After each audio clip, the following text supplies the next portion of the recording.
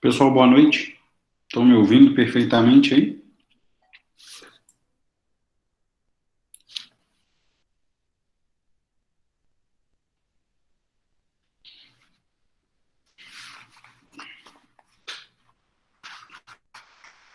Então, vou começar a chamada. Rodrigão.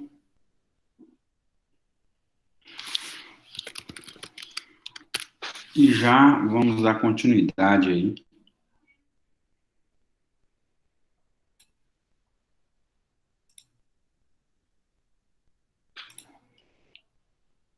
Adrine. Amanda. Bruna. Daniela. Daniele. Débora. Euler. Felipe de Souza.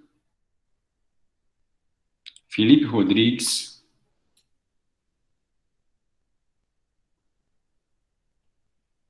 Fernanda Itagiba.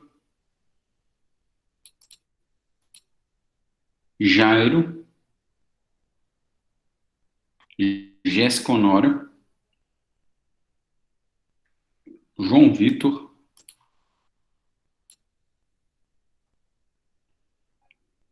Lara. Larice.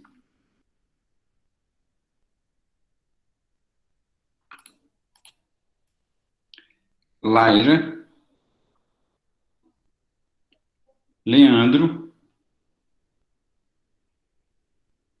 Lucas. Maisla. Marciela. Matheus. Micaele. Patrícia Coelho. Paulo Veloso. Pedro. Rafael Leal.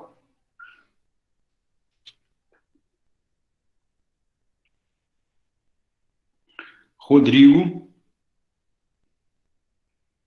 Sara Honório. Thalia e Tiago Firmiano. Ao final da aula, eu faço a segunda chamada. Pessoal, acho que vocês já estão vendo aí o material. Eu fiz um material específico e veja se foi esse o ponto da matéria em que eu parei, que tratava sobre a espécie de prova, exibição de documentos, e nós havíamos falado sobre o procedimento para a exibição de documento entre as partes. E ficou pendente da análise da exibição de documentos em face dos terceiros. Veja se foi esse o ponto da matéria que eu parei, e eu percebo aqui que após a chamada, várias conexões caíram. Deve ser algum problema generalizado, não é isso? Provavelmente. Mas vejam para mim qual o ponto da matéria eu parei. Se foi exatamente esse que está no material. Exibição de documento em face de terceiros.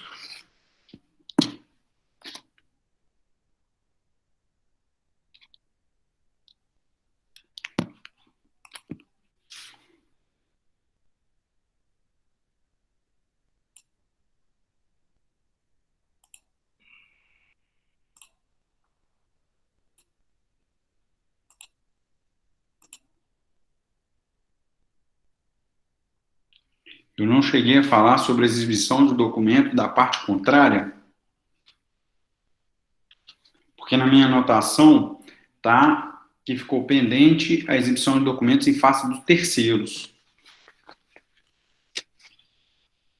Alguém pode me auxiliar e auxiliar a Marcela aí para a gente ver?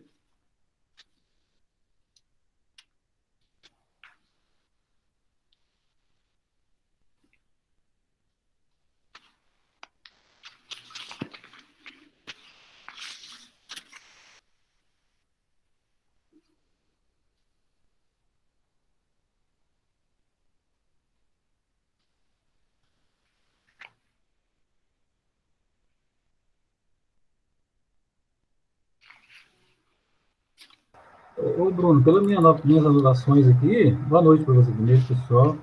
É, eu acho que ficou faltando terceiros, lá no comecinho, porque eu sigo pela apostila sua aqui, e eu sempre faço os meus rabiscos e me parece que você não falou. Tem um esquema que você Pessoal, coloca alguém que do anota? artigo 438, parece, está no material antes, se eu não me engano. Tem um esqueminha que você colocou do artigo 438, que o juiz requisita as repartições públicas.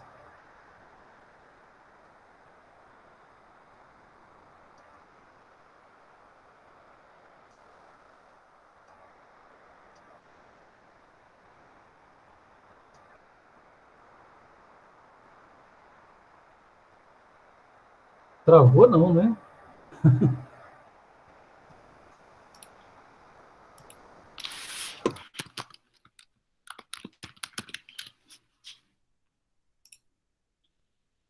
Bom, como ninguém respondeu, eu vou seguir o conselho da Bruno, Marcela Bruno, e começar então a exibição de documentos na parte procedimental para que a gente possa dar continuidade. Pois não, Paulo? não, é porque eu estava falando, acho que você não me ouviu. Eu acho que você parou em terceiros, no artigo 438, você colocou um esquema, o meu procedimento é pagado, o juiz requisita as repartições públicas, né? Eu acho que você parou ali, em Eu terceiros, e não estou não aí. ouvindo nada. Não? Comecei a ouvir agora. Ah, tá. Ué, eu fiz alguma coisa aqui, Bruno? Me ouve agora? Estou te ouvindo. Então, eu acho que você parou em terceiros. Então, na minha Naque... anotação, está aqui, ó, exibição de documentos em fase terceira, onde que eu parei com essa turma. Mas eu preciso que me auxilie se eu falei sobre o procedimento para exibição de documento ou coisa em relação à parte contrária. Não, em relação à parte contrária, você falou. Você foi até no material aqui, você falou inclusive do artigo 404, né? E depois, quando Uhum. você fala em terceiros, aí você já não. Em parte contrária, você não falou. Não, então, você acha que parte contrária eu já falei. Não falou. Não, então tá no mesmo. Está no material anterior. Isso, então é o que a Marcela disse, tem que começar a falar em relação à parte contrária. Correto, correto.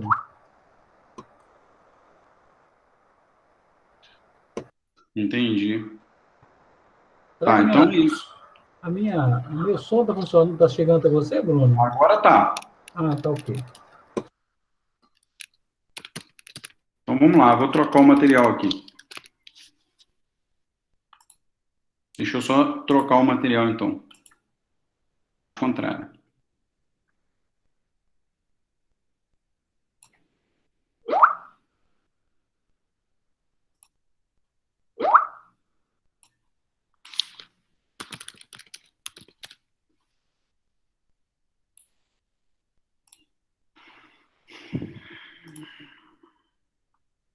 É porque nós precisamos então terminar essa parte, por quê?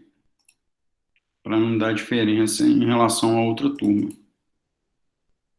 E aqui a gente tem esse problema do.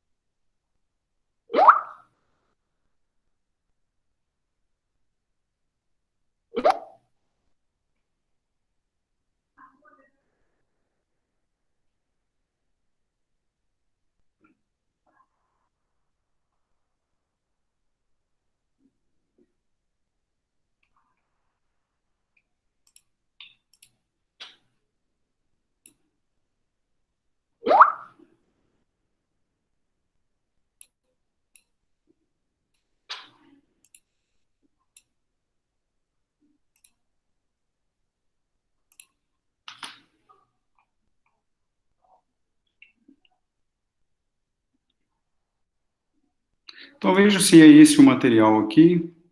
Vocês estão vendo o material descendo aqui? Estou vendo. Estão vendo? Então, esse é o material que está no SIGA, né? Então, a gente parte, então, do estudo desse material, o aspecto conceitual, os requisitos, né?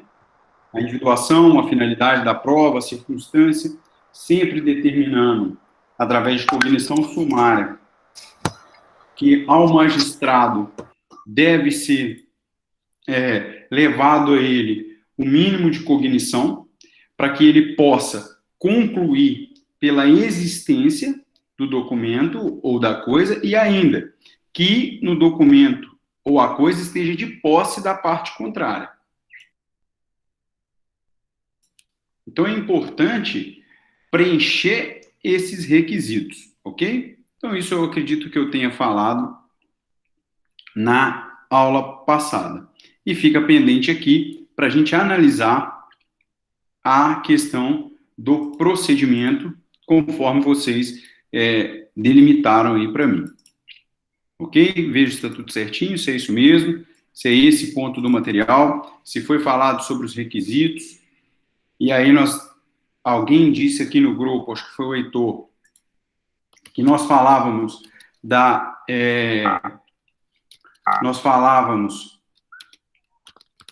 sobre a importância, né, das matérias defensivas elencadas no artigo 404. Então, nós dizíamos que, em relação às matérias passíveis de serem alegadas em defesa, nós ainda analisávamos se o rol do 404 seria um rol taxativo ou se seria um rol exemplificativo. Ok? Então, esse seria o ponto para a gente dar continuidade. Pois bem, feitas essas análises principais, é importante que a gente analise como que se estabelece o procedimento para a exibição de documento ou coisa. Bom, quando você faz o pedido, o juiz então vai analisar os requisitos do 397. Ao analisar esses requisitos, ao analisar essas circunstâncias, e, portanto, ele analisa dentro de uma cognição, dentro de uma razoabilidade, se existe esse documento e se esse documento está de posse do réu, por exemplo, ou da parte contrária. Bom, feito isso, o juiz determina a intimação da parte contrária na relação jurídica, e muita atenção, porque aqui é a intimação, porque ele já faz parte da relação jurídica, para que no prazo de 5 dias ofereça resposta. Então, ele ele intima para que no prazo de 5 dias a parte ofereça a resposta. Essa intimação, eu não me recordo, mas há uma divergência jurisprudencial e doutrinária dizendo se essa intimação deveria ser pessoal ou se essa intimação deveria ser na pessoa do advogado. Eu considero que a intimação pessoal é algo excepcional e, portanto, comportaria a intimação na pessoa do advogado. Ok? Então, foi intimado para apresentar o documento ou a coisa, ou, no prazo de 5 dias, apresentar a defesa. Dito isso, é importante a gente considerar que, nesse prazo de 5 dias, pode-se adotar posturas. O intimado pode apresentar o documento ou a coisa, então, em 5 dias, ele apresenta o documento ou a coisa, tá? ele pode apresentar as defesas do 404, ou também ele pode ficar inerte. Então, ele pode ter essas posturas. Então, ele pode, alegou as matérias defensivas do 404, ele pode exibir o documento, ou ele pode se manter inerte. Bom, no caso dele exibir o documento ou a coisa, há uma perda do objeto e, portanto, está suprida a qualquer manifestação do magistrado. Ou seja, não há a necessidade de suprir mais nada. Por quê? O magistrado alcançou o objetivo, que era a exibição da prova do documento ou da coisa. Por outro lado, se ele apresentar a defesa, portanto, se ele apresentou a defesa, o juiz então vai acolher ou não essa defesa. Então, se ele apresentou a defesa, por que eu estou falando de apresentar a defesa? O juiz pode acolher. Uma delas, a mais clássica, é quando ele informa que não possui o documento. Ele informa que não possui o documento, traz provas de que não possui o documento. Nesse caso, não acolhida a exibição do documento, o juiz então decide pelo não acolhimento e dá seguimento ao processo, uma vez que o juiz entendeu que faz sentido a defesa, ele não está com os documentos, ele não tem como estar de posse da coisa, então não há possibilidade dele exibir o documento ou a coisa. Então, o juiz acatou essa defesa, o processo dá seu seguimento normal, permitindo a parte provar por outros meios. Ok. Ocorre que nos 5 dias, e essa é outra hipótese, e a hipótese importante para nós, para a análise do artigo 400, é quando ele não apresenta o documento. Então, ele foi intimado, ele não apresentou defesa e não apresentou o documento. Ou ele apresentou defesa, o juiz não acolheu a defesa e ele não apresentou o documento.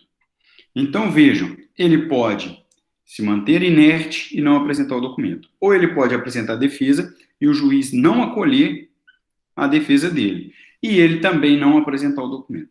Se ele não apresenta o documento e a defesa não foi acolhida, ou ele se manteve inerte, o artigo 400 traz para nós a consequência dessa situação promovida pela parte. Uma das consequências, ou a consequência, é a presunção da veracidade dos fatos que se buscava comprovar com aquele documento ou coisa. O que significa, lembra que quando você vai fazer o pedido, você deve delimitar o documento, indicar a existência dele, de forma a individualizá-lo da melhor forma possível e fazer uma relação com o que você pretende provar com o documento. Por que a necessidade dessa relação? Porque nesse caso agora da aula, há uma presunção de veracidade desse fato que você linkou para provar com o documento ou a coisa. Então há essa relação porque nesse momento o juiz pode presumir verdadeiro os fatos que você queria comprovar com o documento ou a coisa. E aí vem ainda no artigo 400, eu vou pedir a alguém que coloque para mim o parágrafo único do artigo 400.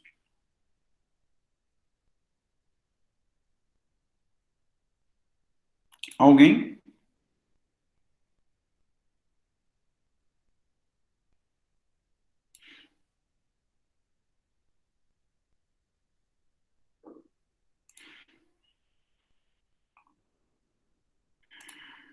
Alguém?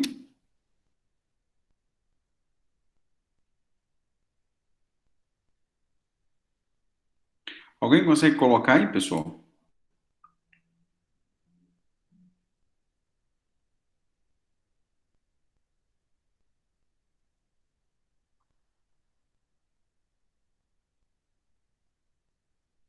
Parágrafo único do 400, Rodrigo. Isso. Aí está dizendo, sendo necessário, o juiz pode adotar medidas indutivas, coercitivas, mandamentais ou subrogatórias para que o documento seja exibido. Parcela da doutrina diz o seguinte, olha, essa previsão aí, ela gera uma dupla punição. Por quê? Porque já se presumiu, já há uma consequência processual, que é a presunção da veracidade dos fatos, que se buscava provar com o documento ou a coisa. Bom, isso nos traz aqui, e eu usei um exemplo da minha prática, que você tinha, e isso é relevante, você tinha, por um lado, você tinha um processo em que o autor e o réu, o autor buscava comprovar, isso é uma situação interessante, que o autor buscava comprovar um vínculo de emprego, em comprovar um contrato de trabalho do período X a Y. E dizia que sua carteira de trabalho estava de posse do requerido, do réu. Bom, dito isso, ele alegou, o autor, que o que ele buscava provar era o vínculo empregatício, o período em que ele trabalhou. Bom, e aí pediu o juiz a exibição de documento ou de coisa em face da parte contrária, em face do requerido. Ok? Bom, como ele fez esse pedido, o juiz então determinou que o requerido, intimou para que o requerido apresentasse defesa. O requerido fez o quê? Se manteve inerte. Não apresentou o documento, a carteira de trabalho, não apresentou defesa, no rol do 404 ou qualquer matéria defensiva sobre o assunto, se manteve inerte. O juiz, então, considerou como verdadeiro os fatos que se buscava provar com a carteira de trabalho. Presumiu, então, que havia um vínculo de emprego do período X ao período Y. Até aqui todo mundo compreendeu isso?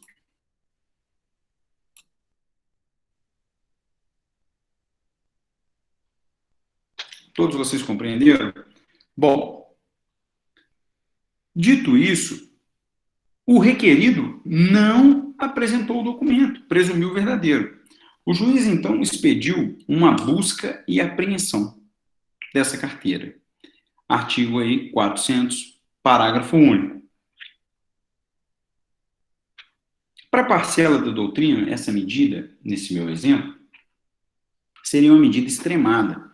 Seria uma medida que puniria, vamos dizer assim, duas vezes por a mesma situação, ou seria, em alguns casos, considerava que seria sem nenhuma importância. Ok? Bom, nessa perspectiva, por outro lado, o fundamento da decisão do juiz para determinar essa medida coercitiva da busca e apreensão foi que transcendia o aspecto de prova naquele processo, porque a carteira de trabalho faz prova relativa de outros vínculos de emprego e etc. Então, o juiz entendeu que aquilo iria transcender a importância para aquele processo e é um documento que, por previsão legal, o requerido não podia reter esse documento por mais que 48 horas. Pois bem, determinou a medida. Fica aqui esse exemplo, porque eu sempre trabalho com esse exemplo, porque na prática pode ser, por mais que a doutrina faça uma crítica, pode ser efetivo, além da presunção da veracidade dos fatos, que se alcance aí uma medida coercitiva. Ok? Ficou claro isso, pessoal? Alguma dúvida até aqui em relação ao aspecto procedimental?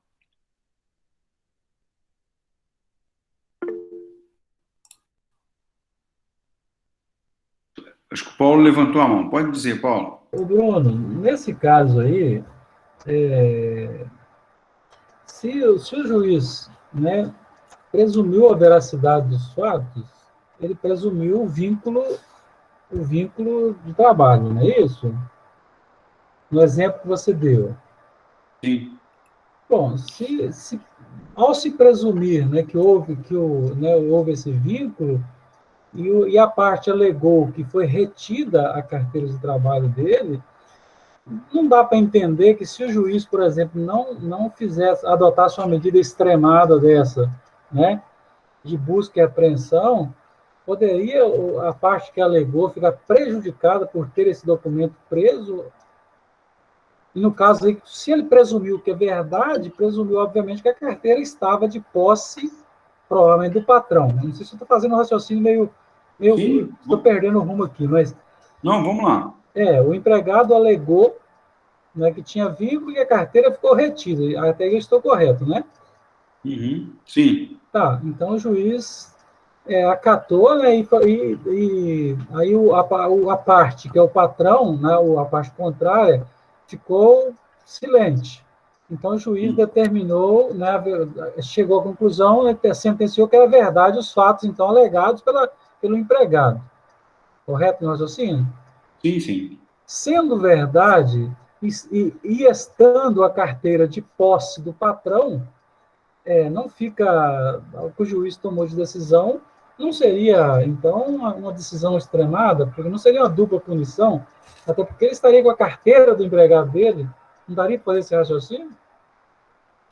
Sim, a minha visão é essa. Nesse caso, a minha visão é exatamente essa. No sentido de que, se eu tenho de um lado, por exemplo, eu tenho aqui, de um lado, um, um, um requerido. Vou falar de réu, porque aqui no meu exemplo, eu acho que ele ficou bem delineado, que a gente está falando de um empregador e de um empregado. Uhum. Aí eu tenho do lado um empregado. Beleza, estou lá, tenho lá meu empregado, que é o autor da ação. Ele, então, precisa provar a relação de emprego com aquele documento. Então, ele vai dizer, por questões de causa de pedir desse processo, lá pelos requisitos do 397, que o que ele busca é comprovar a relação de emprego. Então, é isso que ele está buscando. Só que, quando a empresa não apresenta carteira, você há de convir comigo que há uma questão prejudicial que transcende a relação de emprego, porque ele vai precisar dessa carteira. É um documento que não poderia ficar retido.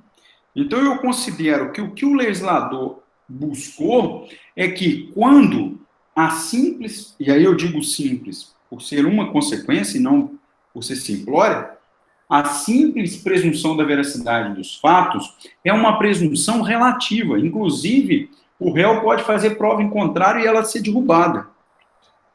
E aí, quando aquele documento ou coisa tem uma importância para além disso, o legislador trouxe essa previsão aí que nós temos. Ok? É isso, eu tinha visto dessa forma também. Beleza. Eu considero que seja assim. Apareceu para mim aqui uma janela aqui de uma lousa. Vocês estão vendo isso aí? Na tela vocês não, né? Não, estou vendo material seu. Só o material. Não, beleza.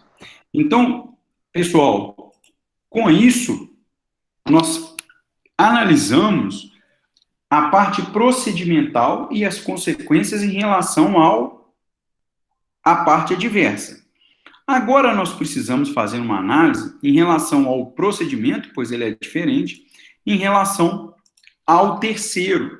Significa, então, que uma parte dessa ação requereu ao juiz a exibição de documento ou de coisa de um terceiro. Terceiro a quem? Terceiro, a relação jurídica já configurada.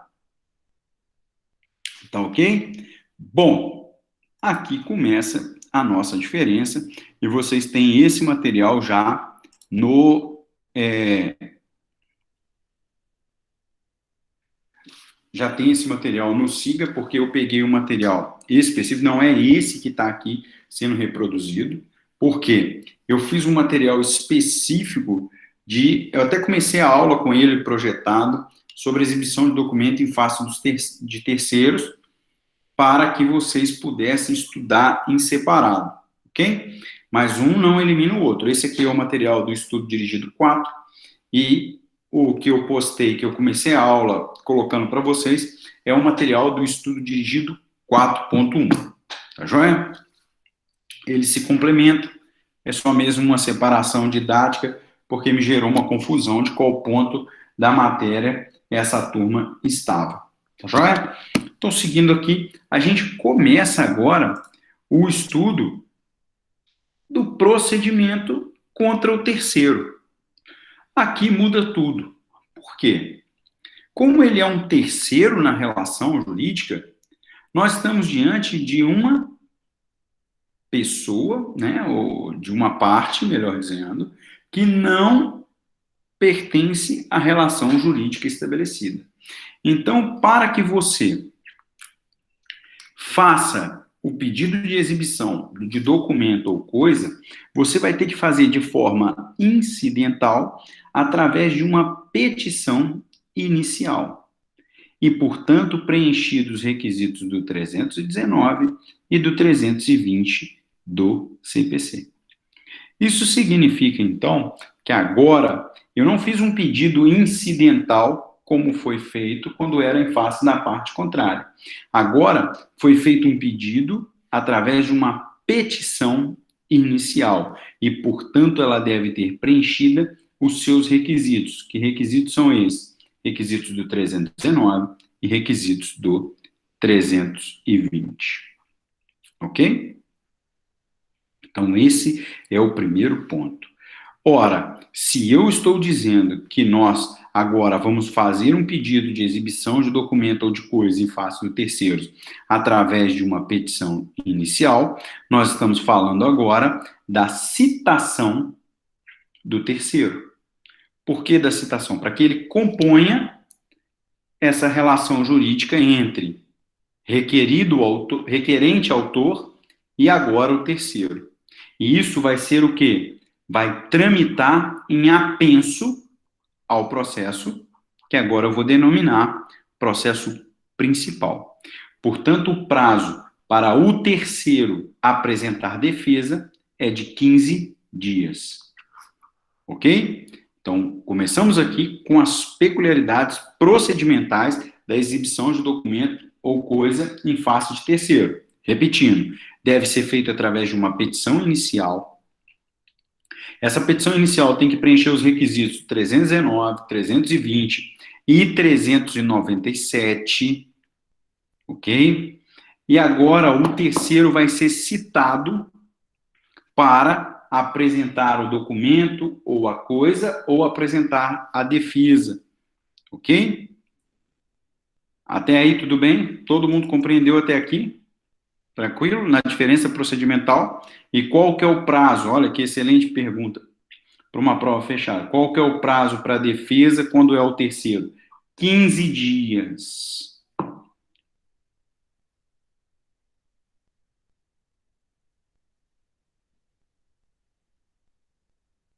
Tá ok?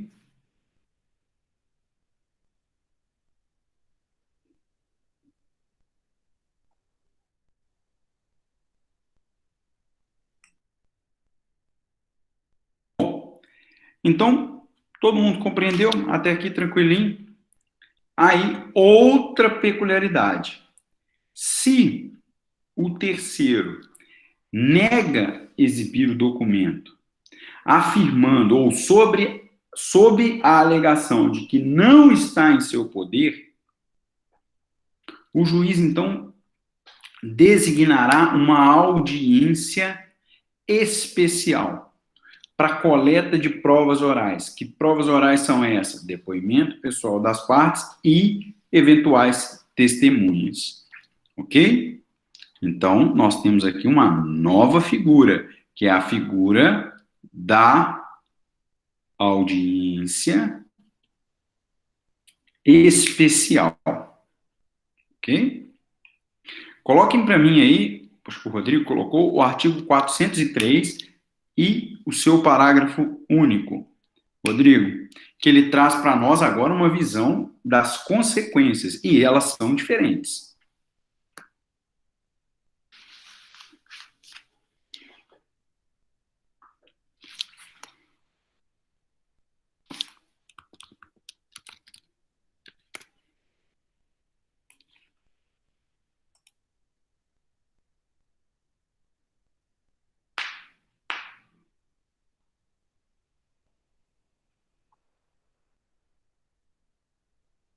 Isso.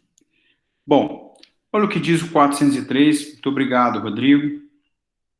Foi a Bruna que colocou. Desculpa, Bruna, eu não tinha visto. Diz assim, se o terceiro, olha só, hein? A defesa ainda é a do 404. O terceiro, sem motivo justo, se recusar a efetuar a exibição do documento ou da coisa. O juiz ordenar-lhe-á que proceda o respectivo depósito em cartório ou em outro lugar designado, no prazo de 5 dias, impondo ao requerente que ressarça pelas despesas que tiver. Olha o que diz ele. Ele, no prazo de defesa, ele disse que não iria apresentar. E disse que não iria apresentar com base nos requisitos ou com base nas hipóteses do 404. O juiz não acatou essa defesa e determinou que em 5 dias, não confundam prazo de defesa com essa determinação, determinou que no prazo de 5 dias ele depositasse em cartório o documento ou a coisa. Olha a consequência. Se ele descumprir essa ordem, qual ordem? É dos 5 dias, o juiz, então, pode determinar busca e apreensão e pode aplicar, inclusive, as astrendes, multas e a tipificação, eventual tipificação do crime de desobediência, está aí no parágrafo único. Eu pergunto aos senhores, no caso do terceiro, existe presunção da veracidade dos fatos por ele não ter apresentado o documento ou a coisa?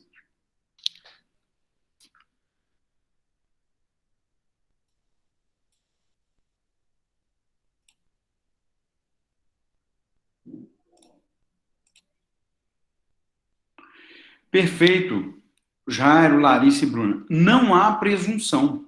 Então, essa consequência, ela é diferente quando é voltada para a parte e quando é voltada para o terceiro. No caso do terceiro, não há como você presumir verdadeiro um fato que se discute lá em outro processo. Por isso, o 403, parágrafo único, trouxe essas medidas. Justamente porque não há possibilidade de se presumir verdadeiros fatos que o requerente buscava provar lá naquela outra ação.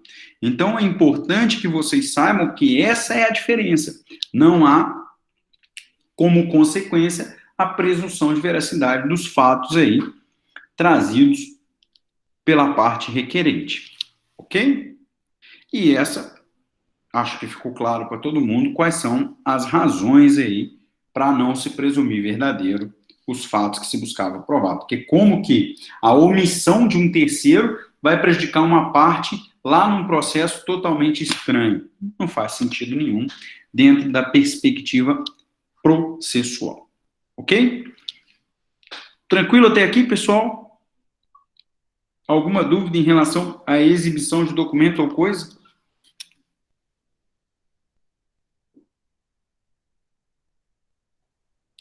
Para que nós possamos passar para outro material, que é a prova documental. Então, agora a gente começa uma nova espécie de prova, ou de meio de prova, que é a prova documental. Nos parece ser a prova mais fácil, como espécie de prova, para a nossa compreensão, mas ela depende de uma explicação mais detalhada, principalmente na parte conceitual. Pois não, Jair? Pessoal, lá no artigo 403, foi interessante. O juiz pode mandar de busca e apreensão. Mas no caso o terceiro for uma entidade pública, pode também? For uma entidade, eu não ouvi É porque um órgão público, um órgão público. O documento está lá. pode, Pode? pode, Então tá bom. tá joia? Ok.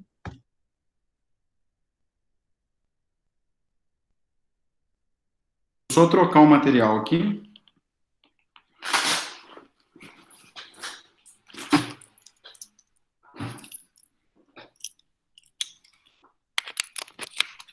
Esse material, confiram aí quem acompanha pelo SIGA, esse material de prova documental, se não me engano, eu coloquei o arquivo, eu não me recordo, mas se eu não coloquei em PDF, eu coloquei em PowerPoint. Aí depois eu troco para...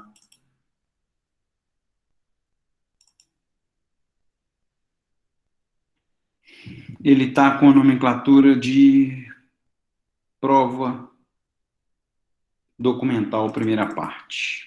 Coloquei em PDF, né? Então, ótimo. Que aí já não gera mais essa dúvida. Porque ele tem nos dois formatos. Vou trocar a apresentação. O que é importante para nós aqui nesse primeiro momento, pessoal? Que a gente tenha uma clareza quanto ao aspecto conceitual. Por que eu estou dizendo isso? Porque toda vez que a gente fala em prova documental, é muito comum o aluno da graduação ele confundir a prova documental com um documento com escritos. Então é muito comum ele confundir documentos. Então ele acha que a prova documental se resume a um documento, ou seja, uma folha, e nela transcrito alguma informação. E, portanto, fica condicionado a entender isso como prova documental. Vocês já estão vendo o slide?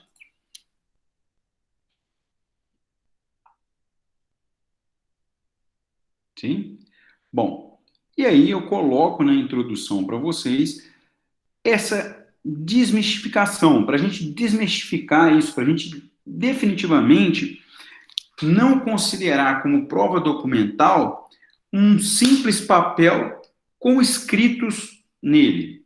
Não que um papel com escrito não seja uma prova documental, mas é importante compreender que um papel que contém escritas não se resume a esse caso a prova documental. A prova documental ela tem uma maior amplitude, ok? Então veja que eu coloco para vocês um segundo ponto desse slide, dizendo o seguinte: algum escrito em outra superfície que não seja papel, tal como plástico, metal, madeira, etc., desde que represente um fato, isso é importante. Uma prova documental, ela representa um fato. E é considerado um documento dentro desse conceito amplo. Da mesma forma, uma fotografia, uma tabela, um gráfico, uma gravação, uma filmagem, pode ser considerado também uma prova documental. Ok? Tudo bem? Até aqui, pessoal? Vamos colocar aqui as questões? São 10 para as 8, 10 minutinhos para a gente fazer uma questão. Vamos lá?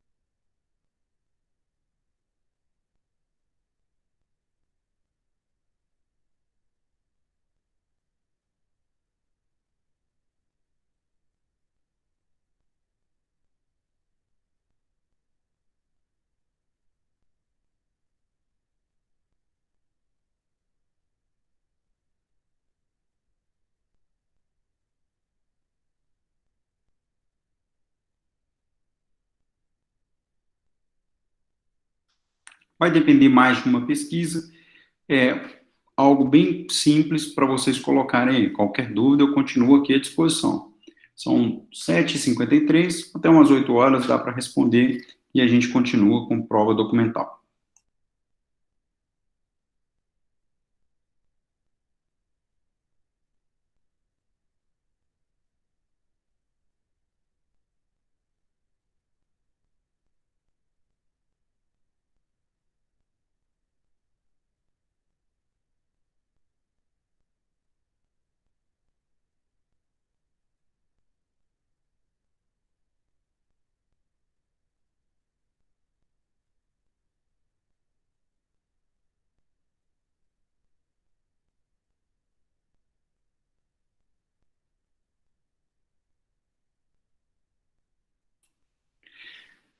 Nós trabalhamos, Larice, com as consequências jurídicas para, no caso do terceiro, não efetivar a entrega do documento ou da coisa.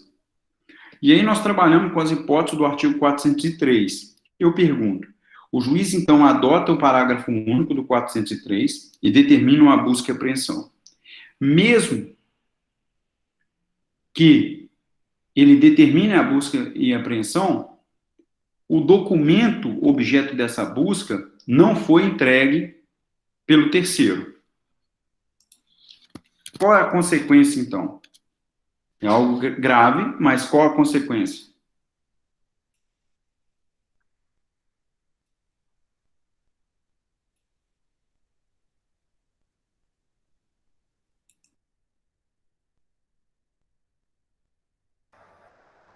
O Bruno, a consequência dele entregar, eu pensei que fosse não entregar, dele entregar, né?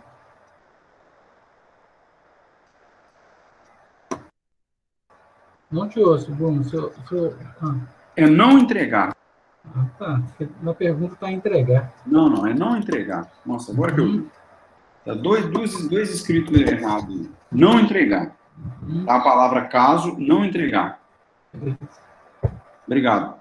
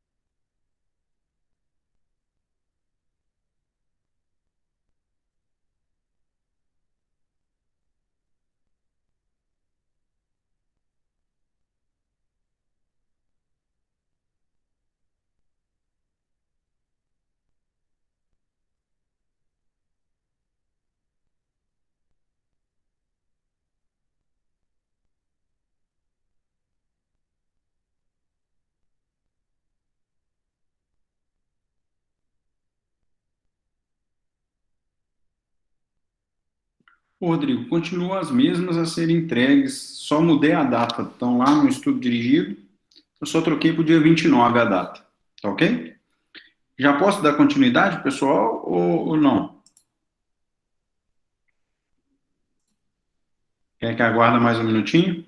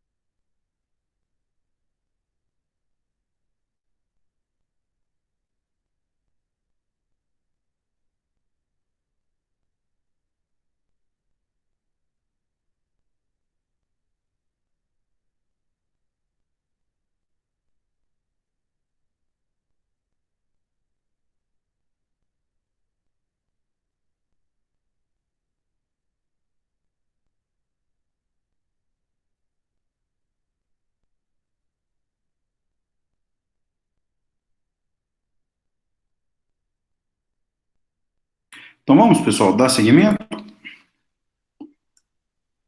Só a Bruna respondeu que sim. Bom, senão vai ficar muito acumulado aqui a matéria. Aí, Larissa também respondeu. Vamos lá?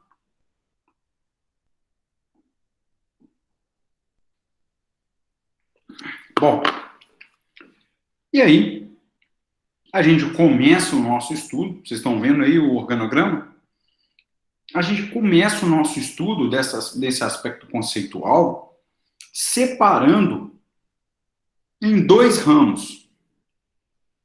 Então, a gente separa o nosso estudo em documento público e documento particular. Então, é importante que nós possamos, ao final dessa aula, conceituar um documento público e conceituar um documento particular. Já adianto aos senhores que essa diferença entre documento público e documento particular, ela tem grande relevância pela força probatória. Isso significa que um documento público tem uma força de prova. Um documento particular tem outra força de prova. Então, é importante você identificar as características no que consiste um documento público e no que consiste um documento particular. Nós começamos a conceituar o documento público. Então, todo mundo viu aqui que eu coloco os artigos 405, 408 e coloco ali a força probante. Então, nós vamos começar hoje, na nossa aula, o estudo de documento público. Então, vamos lá. A gente começa, então, pelo artigo 405. Deixa eu só abrir meu CPC aqui. Nós começamos pelo artigo 405. Está lá, prova documental da força probante. Ok? Deixa eu só trocar o slide. Bom, o documento público ele tem uma força probante maior. Então, eu já começo aqui para vocês. O documento público ele tem uma força probante maior. Essa força probante se sustenta pela fé pública. Que fé pública é essa? A fé pública que reveste os atos para a elaboração desse documento público. Repito, ele tem uma força probante maior, que se sustenta na fé pública, e essa fé pública ela é originária do revestimento do ato estatal que formou esse documento. Então, ele ganha esse status pela confecção ser revestida por um ato estatal. Ok? Então, essa é a parte conceitual. E leio aqui o artigo 405 para os senhores. O documento público... O documento público faz prova não só da sua formação, mas também dos fatos que o escrivão, o chefe de secretaria, o tabelião ou o servidor declarar que ocorreram em sua presença. Isso significa que ele tem um plus. Que plus é esse? Que ele não prova só que ele foi feito. Ele não prova só a sua formação. Ele prova que o conteúdo ocorreu daquela forma. Então, vejam a parte final do caput do 405. Ele diz, o documento público faz prova não só da sua formação, mas também dos fatos. E aí ele elenca os servidores. Declarar que ocorreram em sua presença. Então, ele diz, olha, ele não faz prova só que ele formou, ou seja, ele não faz prova só de que ele foi formado por um ato de um representante estatal, mas também ele faz prova daquilo que presenciou o representante do Estado. Então, aqui você consegue extrair que há uma força probante maior. Concordam comigo?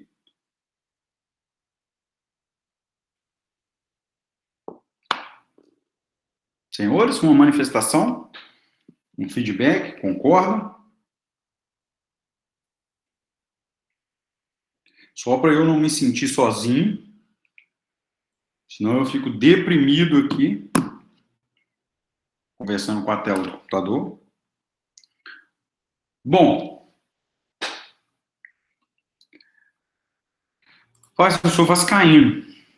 Isso faz de mim um sofredor nato. É importante considerar isso. E aí, pessoal, algumas observações eu quero fazer. Bom, se ele faz prova não só da sua formação, mas também dos fatos que o oficial público presenciou, eu tenho alguns limitadores. Esse documento público não pode fazer prova de qualquer fato, somente do fato que o oficial público presenciou. E mais, essa força probante significa que presume-se verdadeiro o conteúdo desse documento. Ok? Então, quando você fala, mas isso aqui é hoje eu estava fazendo uma impugnação à contestação, a pessoa não, né? Nossa, ficou muito informal. A parte representada por advogado contestou assim, ora, não se discute o conteúdo desse documento, uma vez que é um documento revestido de fé pública, pois se trata de um documento público. Portanto, excelência, não se discute nesse feito o conteúdo e o que consta como situação fática presenciado pelo secretário, blá, blá, blá, blá, blá, blá. Senhores, essa presunção do documento, essa presunção da veracidade dos fatos, da veracidade da sua formação, ela é relativa. Ela não é absoluta. Inclusive, o que eu estou dizendo para vocês, eu sustentei na impugnação, dizendo, calma, calma, calma. Essa presunção quanto aos fatos, ela é relativa. É um documento revestido de fé pública, ele foi feito por um oficial público que constou em seu conteúdo aquilo que ele presenciou, porém, no entanto, todavia, essa presunção está longe de ser absoluta. Ela é uma presunção relativa. Ok? Ela é uma presunção relativa e, portanto, pode, inclusive, ser prova em contrário do que eu fiz. Eu tinha uma decisão de um secretário e uma decisão do outro. Os dois é documento público. E os dois continham o quê? O mesmo fato, só que narrado de forma diametralmente oposta. Ok? E aí, qual que eu iria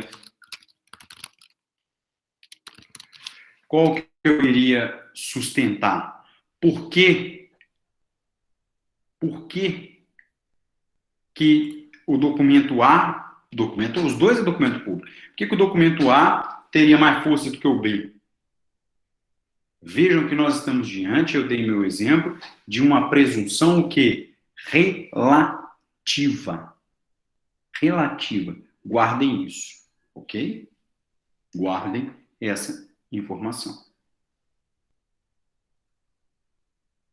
Ainda nessa seara, ainda nessa discussão, nós temos uma informação relevante. Eu vou pedir aí, Rodrigo, a Maria Eduarda, que possa me auxiliar colocando para a gente o artigo 407.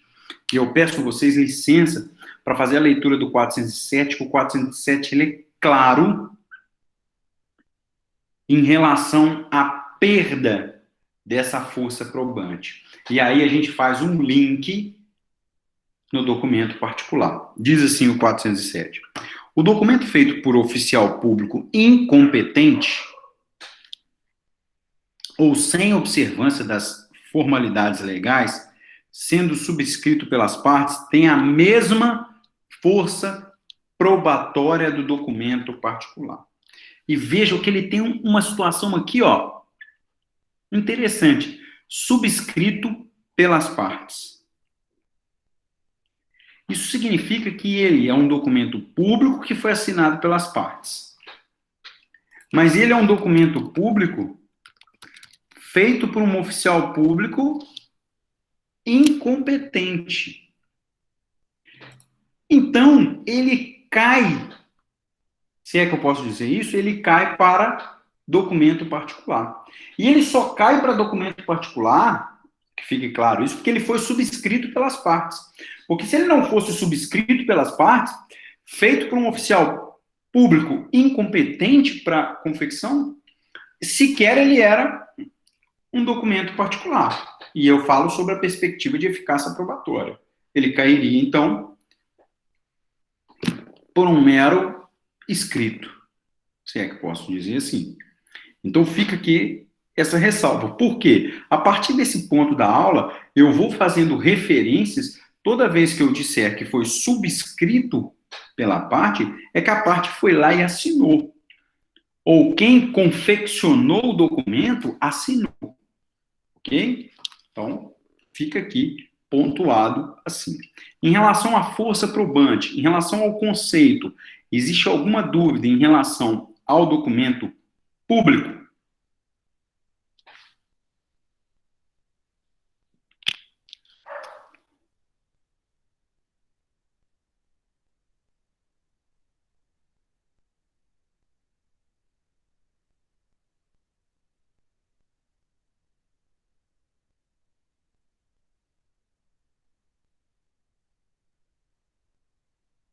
Tudo tranquilo?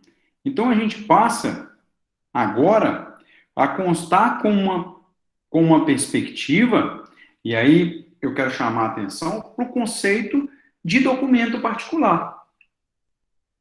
Por que eu quero chamar a atenção para a perspectiva do conceito de documento particular? Porque o conceito de documento particular, ele surge por exclusão ao conceito de documento público. Então, aquilo que não entra na confecção, na elaboração por um oficial público, pode ser considerado um documento particular. Mas ele deve preencher características, e eu coloquei um slide próprio dessas características para os senhores. Deixa eu só abrir aqui. Ele pode, então, não se enquadrando na sua formação por um oficial público, ele vem para a concepção, para a parte conceitual do documento particular. Mas desde que ele preencha essas características que estão aí para os senhores. Vejam quais são elas.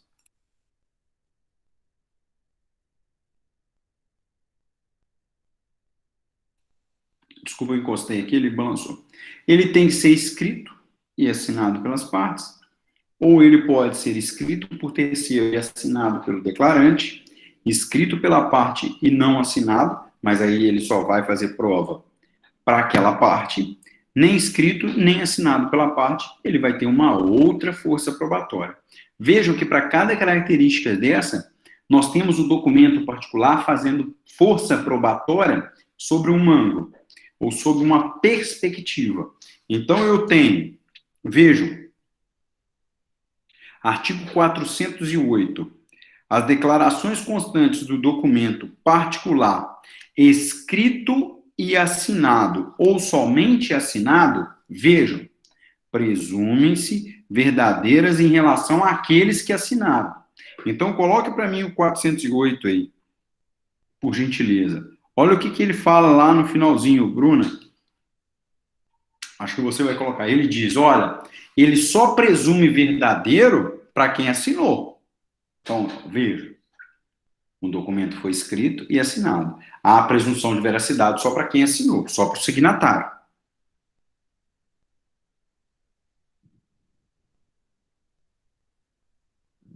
Isso. Viram aí? Olha a parte final dele.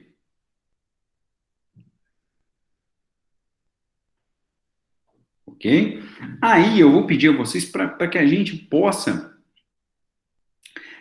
fazer uma análise da seguinte forma. Vamos lá no 410. Olha aqui só, eu quero correlacionar o 410 e o 411. Por quê? Um é a autoria e o outro é a autenticidade. Então, o 410 traz a autoria do documento e a autenticidade. É importante que a gente estude o quê? A autoria e a autenticidade, relacionando os aspectos conceituais. Então, quando eu digo autoria, eu tenho aqui 3 incisos. E eu chamo a atenção para os conectivos, lá do português. Vamos lá. Consideram-se autor do documento particular aquele que o fez e o assinou. Viu 408? Presunção só para quem fez e assinou. Aquele que por conta de quem ele foi feito, estando assinado. Quando eu faço um documento para uma outra pessoa e ela assina, ela vai ser signatária. Desculpe. Aquele que, mandando compô-lo, não firmou porque, conforme a experiência comum, não se costuma assinar como livros empresariais e assento doméstico, etc, etc. Por questões práticas, não há necessidade de assinar, mas a declaração ali constante é identificável. Então, você identifica quem fez, de quem é a autoria desse documento, e uma vez identificada, a gente passa ao quê? A autenticidade. Como que nós vamos verificar a autenticidade? Como que a gente analisa a autenticidade de um documento? Como que eu tenho a visão se um documento ele é autêntico ou não? Tá aqui.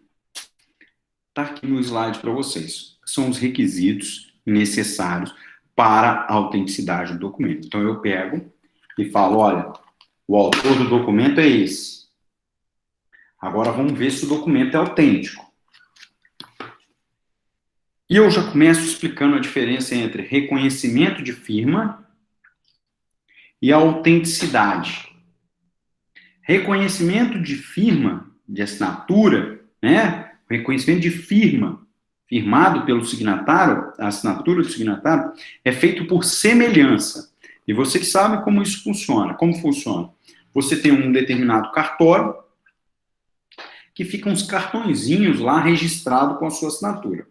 Alguém, para reconhecer a autenticidade desse documento particular, leva o documento até o tabelião, e o tabelião vai, por semelhança, o tabelião vai lá, quem reconheceu já a firma quem já reconheceu firma de documento, sabe do que eu estou falando. O tabelião vai lá, pega na caixinha lá com a sua letra, do seu nome, o seu cartãozinho, e compara. Ele compara e analisa se há semelhança. Então, há um reconhecimento de firma por semelhança. O tabelião olhou semelhante. Bate o carimbo, cobra a tarifa, vida que segue. Isso é um reconhecimento de firma feito pelo tabelião. Já a autenticidade, ela não é por semelhança. A autenticidade, você vai à presença do tabelião e vai o quê? Consistir lá, vai firmar a sua assinatura. E, portanto, a sua assinatura é autêntica. Por quê? Porque, na verdade, ele está o quê? Certificando que foi autêntico a sua assinatura. Significa o quê? Que foi você que assinou. Então, essa é a diferença entre o reconhecimento por semelhança, reconhecimento de firma, e autenticidade. Lembrando que ainda temos um terceiro requisito. Que requisito é esse? Quando você pode certificar por meios eletrônicos, que é o caso, para quem nunca viu, eu vou mostrar aqui, ó, esse é um certificado digital, essa medalhinha, mas isso aqui é um certificado digital para assinar. Quem faz estágio sabe que as peças hoje no processo judicial eletrônico, elas são firmadas, ou são assinadas, por esse token aqui, que é a autenticidade do documento, por essa certificação digital. Rodrigo, eu não entendi a sua dúvida. É um assalto, você fala cobrança das tarifas?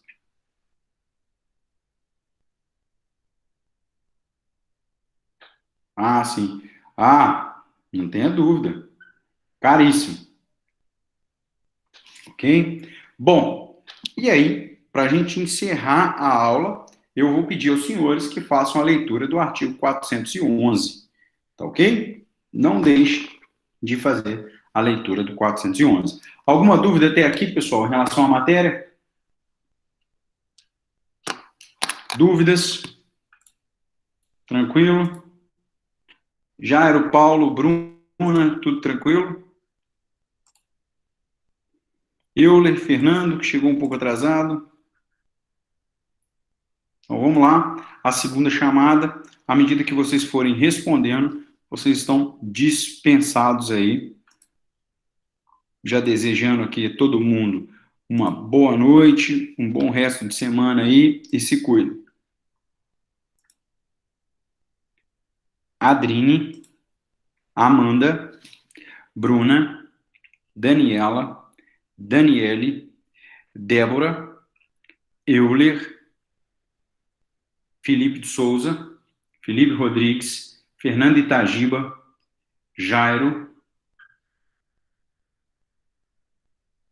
Jéssica Honora, João Vitor,